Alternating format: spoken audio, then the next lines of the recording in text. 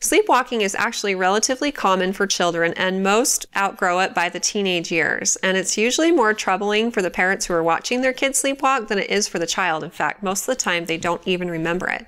And if your child does it on occasion, then that's totally fine. It's nothing to worry about. It doesn't mean that they're psychologically distressed. Sleepwalking in and of itself is not dangerous. But if a child is up and walking around, especially if they're doing this frequently, then you need to make sure that you're making the environment as safe as possible so that they don't fall, get hurt, or even escape the house. They may do these things without even realizing it. Kids may open up windows or open up doors and actually leave the house. And so you might find that you need to lock all doors and windows at night. And if you have a young child, you may have to put a safety gate at the top of any stairs or even at the door of their room to prevent them from getting out if they've hurt themselves. Do what you can to eliminate clutter and make sure that there aren't any rugs that the child might trip on when they're walking around and kind of stumbling while they're sleepwalking. And reduce the risk of them falling and breaking something that's glass. Remove those objects from around your child's room. There are 5 stages to sleep: stage 1, 2, 3, 4, and REM.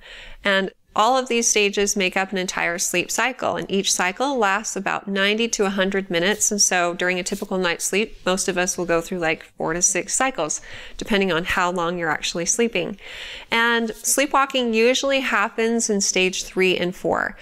And these are also the stages where it's harder to wake someone up. And so when someone's sleepwalking, it can be difficult to get them to wake up and realize what's going on.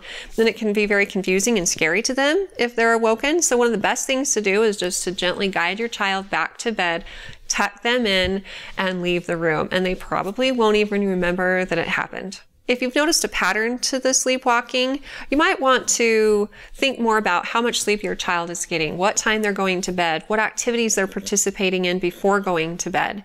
See if you can get them to bed a little bit earlier, because kids who are overly tired are more likely to sleepwalk. It's also important to stick to a routine as much as possible and make sure that they get enough sleep at night and go to bed at a decent time. Stress, illness, fever, and certain medications can also contribute to sleepwalking. And so if it's becoming a very common thing, especially if your child's getting hurt, talk with your pediatrician about it, and they'll ask you more specific questions and determine if further investigation is warranted. If you have more questions in the future for me, feel free to ask them on our Facebook page at facebook.com/Intermountain Moms, and recommend us to your friends and family too.